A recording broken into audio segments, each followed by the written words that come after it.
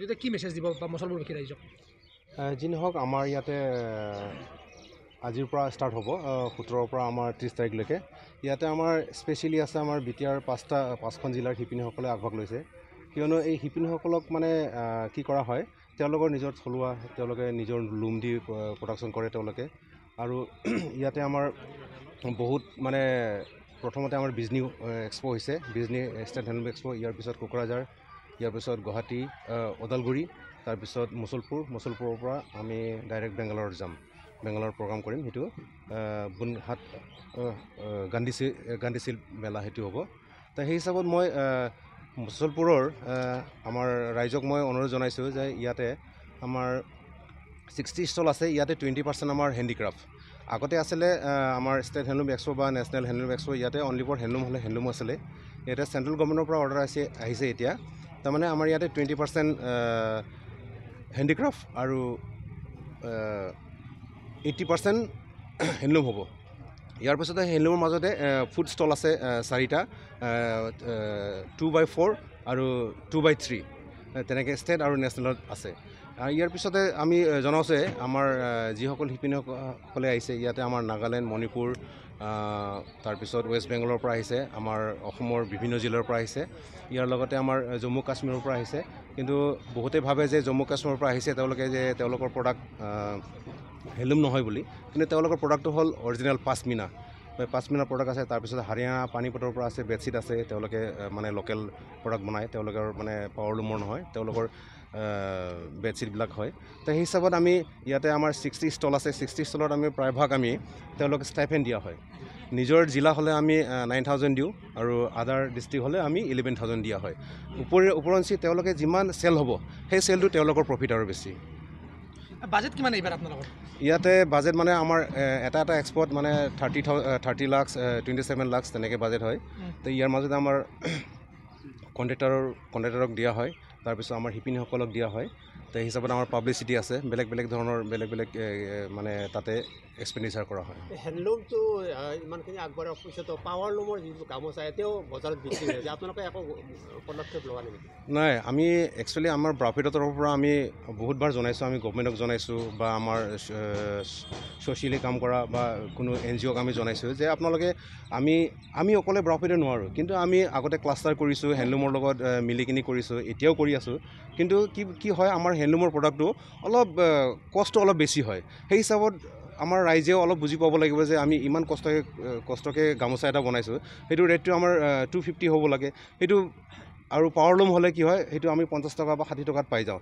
কিন্তু আমাৰ হেণ্ডলুম প্ৰডাক্টটো হ'ল আমাৰ অলপ মানে কষ্টলি হৈ যায়, আমাৰ মানে হাৰ্ড ৱৰ্কিং হৈ যায়, ইয়াৰ কাৰণে অলপ কষ্ট বেছি হৈ যায়।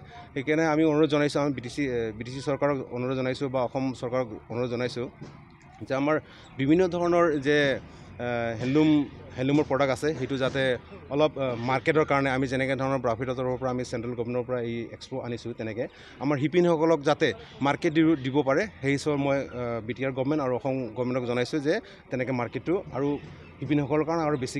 কিমান দিনীয়া হ'ব আৰু কেনেধৰণৰ? এইটো 17 তাৰিখৰ পৰা 30 তাৰিখৰ 14 days। কেনেধৰণৰ প্ৰস্তুতি? ইয়াতো ৰাজ্যৰ বিভিন্ন জেগাৰ পৰা আহিছে, এইটো ষ্টেট হেণ্ডলুম, যিহেতু ষ্টেট হেণ্ডলুম এক্সপ', গতিকে ৰাজ্যৰ বিভিন্ন জেগাৰ পৰা স্থান পাবই ইয়াত নিশ্চয়। ইয়াৰ ভিতৰত BTRৰ অলপ সংখ্যাটো বেছি, ইয়াত অগ্ৰাধিকাৰ দিয়া হৈছে। সেইটোৱে। ৰাইজে কি ধৰণে লাভৱান হ'ব? ৰাইজেতো এইটোৱে লাভৱান হ'ব, কম মূল্যতে পাব ইয়াত, বজাৰতকৈ কম দাম মূল্যত কাপোৰখিনি পাব ইয়াত কিনিব। গোটেইখিনি সামগ্ৰী থলুৱাই, অসমৰে থলুৱা, গোটেইখিনি অসমত উৎপাদিত হয়। বাহিৰৰ বস্তু ইয়াত থাকিব নালাগে, আৰু দেখিলে আমিতো বাহিৰ কৰি দিম এইটো। কিমানে পাৰ্টিচিপেট কৰিব? 60 গৰাকী? হয়। 60খন তাৰমানে ষ্টল থাকিব। তাত কি থাকিব ষ্টলবিলাকত? ইয়াত চাদৰ, মেখেলা, আপোনাৰ কুৰ্তা থাকিব, জেকেট থাকিব, এৰী জেকেট, বিভিন্ন সামগ্ৰী পোৱা যাব। BTADৰ 5খন জিলাৰ বাহিৰে আৰু কিমানখন ইয়াত পাৰ্টিচিপেট? ইয়াত আছে শিৱসাগৰৰ পৰা আছে, কাৰ্বি আংলঙৰ আছে, মণিপুৰৰ আছে, বাহিৰৰ পৰা আছে, মণিপুৰৰ পাইছে। ইয়াত বাজেট কিমান আছে? বাজেটটোৰ বিষয়ে ক'বই, সেইটো ক'ব উদ্যোক্তাই ক'ব। শিল্পীসকলে এই স্থানীয় কিবা স্থানীয় শিল্পীখিনি আগ্ৰহৰ কি কি ব্যৱস্থা হাতত লৈছে সন্তৰ্ভে এই স্থানীয় শিল্পীৰ কাৰণে মই কৈছোঁ ইতিমধ্যে মোৰ ভাষণতে মই কৈছোঁ যে স্কিম ইঞ্চুৰেঞ্চ স্কিম আছে, 2টা ইঞ্চুৰেঞ্চ স্কিম আছে, 436 টকাকৈ দিব লাগে, তাৰ ভিতৰত 198 টকা ৰিটাৰ্ণ পাব ৰিভাৰ্ছে, আৰু এটা SBY আছে, PM SBY, সেইটোত 20 টকাকৈ ৰেহাই পাব।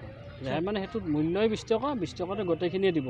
তাত যদি মৃত্যু হয় শিপিনীগৰাকী, সেইটো নকওঁ বাৰু মই, যে মৃত্যু হ'লে 2 লাখ টকাকৈ। হেণ্ডলুম ছেক্টৰটো অসম চৰকাৰে আগবঢ়াই নিয়াৰ কাৰণে যথেষ্ট সুবিধা দিছে। কিমানখিনি আগবাঢ়িছে? বাক্সা জিলাতো সমপৰিমাণে আগবাঢ়িছে, অন্য BTADৰ বাহিৰত যেনেকৈ BTAD যেনেকৈ আগবাঢ়িছে, এতিয়া অন্য জিলাতকৈ আমাৰ BTADত বেছিকৈ আগবাঢ়ি গৈছে। ইয়াত হেণ্ডলুম মিছনৰ জৰিয়তে উৎপাদন হৈছে কাপোৰৰ বৰ্তমান। তেনেকুৱা ডাটা আছে নেকি আপোনাৰ লগত? যোৱা বছৰ কিমান আছিল, এই বছৰ কিমান এইবাৰ নতুনকৈ ইনক্লুড হৈছে? ইনক্লুডটো এইটো মানে আমাৰ ডাটাবেছটো বনাইহে আছে এতিয়া BTCৰ ফালৰ পৰা। BTCৰ ফালৰ পৰা এতিয়া ডাটাবেছ বনাই আছে, ডাটাবেছটো বনোৱাৰ পিছতহে এইটো বস্তুটো কমপ্লিট হ'ব। এতিয়ালৈকে আপুনি গম পোৱা নাই? এনে জানো মই জানো, কিন্তু সংখ্যাটো ইমান শুদ্ধ নহয়। সময়ে শুনা যায় যে স্থানীয় শিপিনীৰ যি উৎপাদিত সামগ্ৰী ইয়াত মানে পূৰণ কৰিব পৰা নাই, বাহিৰৰ পৰা আনিব লগা হয়। এইটোতো বাহিৰৰ পৰা বন্ধ অনাৰ কাৰণতে এইবিলাক ব্যৱস্থা, যাতে বাহিৰৰবিলাক বন্ধ হয়, সেইকাৰণে এইবিলাক ব্যৱস্থা কৰা হৈছে। এক্সপ'ৰ্টবিলাকৰ বস্তুটো সময়ে আমি হাট বজাৰত আমি ইতিমধ্যে আমি সেই কৰিছোঁ, আমি বস্তুটো বিচৰাৰ কাৰণে যাতে ধৰিব পাৰোঁ আমি বাহিৰৰ পৰা অহা গামোচা আৰু নাই এইবিলাক। Thank U.